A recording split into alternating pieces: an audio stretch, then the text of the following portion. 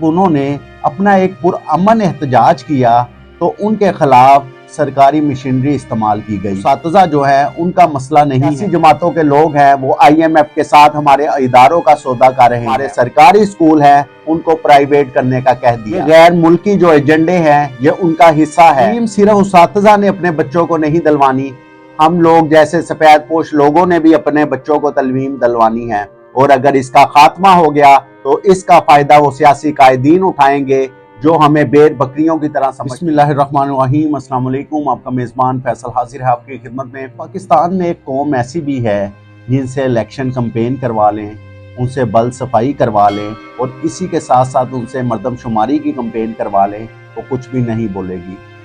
आपके सामने जिनकी बात करने जा रहा हूँ वो उस्ताज़ा हैं जिन्होंने अपनी ज़िंदगी हमारे लिए वक्फ कर दी, हमारे बच्चों के लिए वक्फ की। लेकिन आज जब उन्होंने अपना एक पुरअमन एहतजाज किया तो उनके खिलाफ सरकारी मशीनरी इस्तेमाल की गई, उनको हवालात में बंद किया गया और उनके साथ एक ऐसा सलूक किया गया जैसा किसी गैर से भी कोई ना कर सके। आज हर जगह ये मसला बना हुआ है, हर बंदा ये पूछ रहा है कि यार क्या मसला है उस्ताज़ा का और क्यों ये सब कुछ कर रहे हैं। लेकिन इसके पीछे जो कुछ भी है आज मैं आपको वाजिया करने जा रहा हूं। जैसा कि मैं आपको बताता चलूं, ये सिर्फ उस्ताज़ा जो है उनका मसला नहीं है, ये तमाम वो सरकारी मुलाजमीन का मसला है जो पाकिस्तान में रहते हुए अपनी मुलाजमत कर रहे हैं। 1 ग्रेड से लेके 20 ग्रेड तक तमाम सरकारी मुलाजमीन का मसला है जिनको आइन ने हकूक दिया, वो हकूक के वो पेंशन के हकदार हैं और उन्होंने पहले तो 30 साल अपनी पढ़ाई में लगा दिए और उसके बाद अपनी सारी जो लाइफ है वो गवर्नमेंट के लिए वक्फ कर दी। लेकिन वो लास्ट पे ये सोचते हैं कि ये पेंशन हमारे बच्चों के मुस्तकबिल के लिए काम आएगी या हमारी बेटी की शादी के लिए काम आएगी, या किसी के पास कोई टूटा फूटा घर होता है वो उसकी तमीरात के लिए इस्तेमाल करना चाहता होता है, उस पेंशन को खत्म कर दिया। इसी तरह अगर दूसरी साइड पे जाएं तो एक बिजनेसमैन जो बिजनेस कर रहा होता है उसका जो बिजनेस उसके जाने के बाद उसकी औलाद में शिफ्ट हो जाता है। लेकिन अगर कोई सरकारी मुलाजमीन है वो अपनी मेहनत करता है, अपनी सारी जिंदगी वक्फ कर देता है, लेकिन जब उसका बुढ़ापे का टाइम आता है तो उस चीज को जिसके लिए वो अपनी बकाया जिंदगी गुजारना चाहता है उसको पेंशन कहते हैं और उसी से उसको महरूम किया जा रहा है। इसी तरह जो हमारी सियासी जमातों के लोग हैं वो IMF के साथ हमारे इदारों का सौदा कर रहे हैं, उनको बेच रहे हैं और उसके बदले उनसे डॉलर ले रहे हैं। उन्होंने वो डॉलर लेके इस मुल्क को छोड़ के चले जाना है। और आपको एक बात बताता चलूं, जिनके हालात थोड़े अच्छे होते हैं वो बच्चों को प्राइवेट स्कूल में डाल देते हैं और जिनके थोड़े ज्यादा अच्छे होते हैं वो उनको उन स्कूलों में डालते हैं जो टॉप 5 स्कूल में आता है और डिस्ट्रिक्ट में उनकी जो एडमिशन फीस होती है वो 30 से 40 हजार होती है, वो बच्चों को उन स्कूलों में डालते हैं। मैं आपसे कोई फर्जी कहानियां बयान नहीं कर रहा, लेकिन मैं आपको इस तरफ आगाही दे रहा हूं। उन उस्ताज़ा की बात मैं क्यों ना करूं जिनकी वजह से हम किसी मुकाम पर हैं। हमारी जो गवर्नमेंट थी उसने जाते जाते IMF से सौदा किया और जो हमारे सरकारी स्कूल हैं उनको प्राइवेट करने का कह दिया, जिसको हमारी निगरान गवर्नमेंट पूरा करने लगी हुई है और उन उस्ताज़ा को वो जेलों में डाल रही है। तो मैं ये भी बताता चलूं, ये गैर मुल्की जो एजेंडे हैं ये उनका हिस्सा है।